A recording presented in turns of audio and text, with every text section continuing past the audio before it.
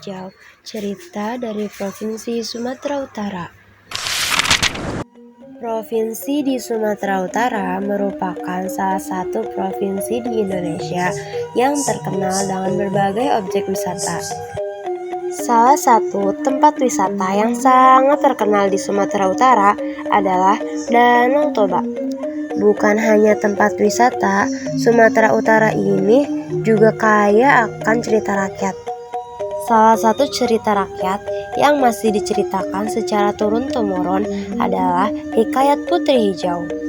Sebuah cerita yang konon terjadi pada masa Kesultanan Delhi. Pada sore hari, ketika Kesultanan Aceh sedang beristirahat, tiba-tiba ia melihat cahaya hijau dari arah timur. Sultan segera memanggil wazirnya dan menanyakan apakah gerangan cahaya itu.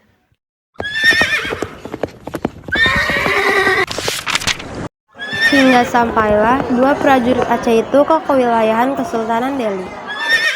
Sesampainya di wilayah Kesultanan Delhi, dua prajurit Aceh itu segera bertanya kepada seorang warga yang ditemuinya. Kalau boleh tahu, dari mana asal cahaya hijau di langit ketika sore hari itu? Itu berasal dari Tuan Putri Hijau. Siapa Putri Hijau itu? Putri Hijau adalah anak ketiga dari Sultan Delhi. Setelah mengetahui asal-muasal cahaya hijau itu, dua prajurit Aceh segera kembali ke istana dan melapor kepada Sultan. Jadi, dari mana asal muasal cahaya hijau itu? Melihat cahaya hijau itu ternyata berasal dari Tuan Putri Hijau. Hah? Putri Hijau? Yang mulia, Putri Hijau adalah putri dari Sultan Delhi. Sepertinya aku sudah menemukan siapa yang akan menjadi permaisuriku. Meskipun belum pernah bertemu dengan Putri Hijau, namun Sultan Aceh merasa sudah yakin menjadikan Putri Sultan Delhi itu sebagai permaisuri. Rombongan besar kapal-kapal Kesultanan Aceh pun berangkat menuju Kesultanan Delhi. Tujuan rombongan kapal itu untuk melamar Putri Hijau. Sultan Delhi sendiri memiliki 3 orang anak, yaitu Mambang Yajid, Mambang Hayali, dan Putri Hijau. Hari itu mereka bersiap untuk menyambut kedatangan Sultan Aceh.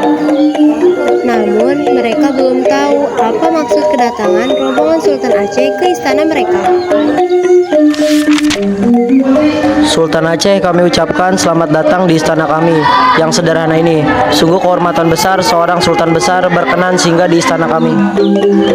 Perkenalkan 3 anak saya, Mambang Yazid adalah anak tertua, kemudian Mambang Hayali, dan yang terakhir adalah anak bungsu saya, Putri Hijau. Sultan Delhi, sungguh saya mengucapkan terima kasih yang sebesar-besarnya untuk sambutan ini. Kami sungguh merasa terhormat berkesempatan menjadi tamu istana Kesultanan Delhi. Sebagai tanda persahabatan, saya membawa sedikit oleh-oleh dari Aceh.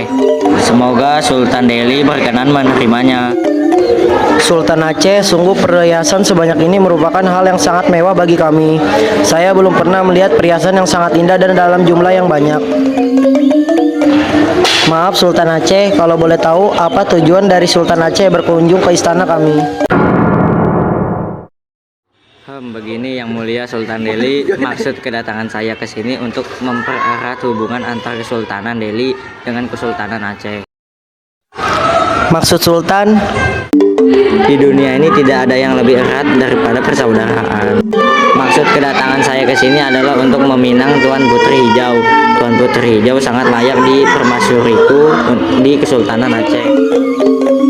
Sultan Aceh, sungguh kehormatan yang sangat luar biasa. Anda meminang putri saya. Tetapi sebagai seorang ayah, saya menyerahkan keputusan ini kepada putri saya. Putriku, kamu telah mendengar sendiri maksud kedatangan Sultan Aceh. Nah, sekarang keputusannya ada di tanganmu. Ayah dan Sultan Aceh akan mendengar secara langsung apa yang jawabanmu perihal pinangan dari tamu kita ini. Ayahanda, maafkan Ananda. Untuk saat ini, Ananda belum siap untuk menikah.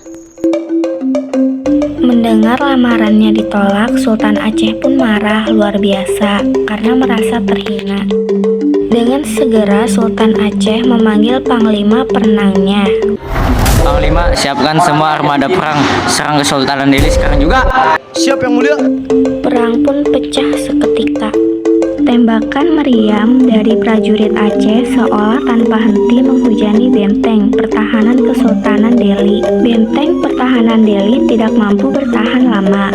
Pelan tapi pasti para prajurit Aceh semakin mendekati benteng dan berhasil masuk. Terjadilah pertempuran sengit dalam benteng. Sementara itu di dalam istana Kesultanan Delhi, Anak-anakku, sepertinya kita tidak bisa bertahan lebih lama lagi. Putriku, jika kamu nanti ketahuan, mintalah agar dimasukkan ke dalam kotak kaca. Selain itu, mintalah 9 butir ayam dan segenggam beras. Nanti dalam perjalanan dari atas kapal, panggillah nama kakakmu, Mambang Yasid, dan lemparkan telur serta beras itu ke dalam laut. setelah berpesan kepada putrinya, Sultan Delhi pun menghilang entah kemana. Sedangkan Mambang Hayali memimpin prajurit Kesultanan Delhi bertahan menghadapi serbuan prajurit Aceh.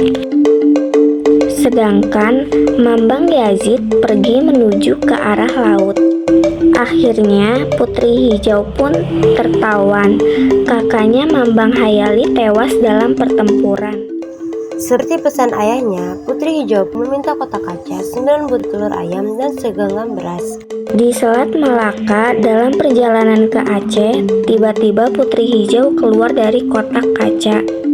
Dilemparkannya telur-telur ayam dan segenggam beras ke dalam lautan. Mambang Yazid, Mambang Yazid. Tidak lama kemudian, seekor naga besar muncul dari dalam lautan. Sultan Aceh sangat terkejut. Tidak hanya naga besar mendekati kapalnya, tetapi naga itu juga membawa Putri Hijau. Sang Sultan tidak bisa membuat apa-apa untuk menghentikan naga yang membawa lari Putri Hijau. Sultan Aceh pun menyesal telah memaksa Putri Hijau menjadi permaisurinya.